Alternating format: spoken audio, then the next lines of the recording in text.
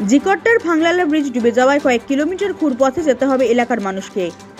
কাতার ও কাদরের জলের চাপে ডুবে গেল জিকট্টার ভাংলালা ব্রিজ, যার ফলে যোগাযোগ বিচ্ছিন্ন হলো ময়ূরেশ্বর থানা এলাকার বিভিন্ন গ্রাম থেকে মল্লারপুরের দিকে যাওয়ার পথ। মূলত খুব সহজেই কোটাসুর ও নারায়ণঘাটি পার্শ্ববর্তী গ্রামের মানুষজন খুব সহজেই এই ব্রিজ হয়ে মল্লারপুর পৌঁছে যেতেন।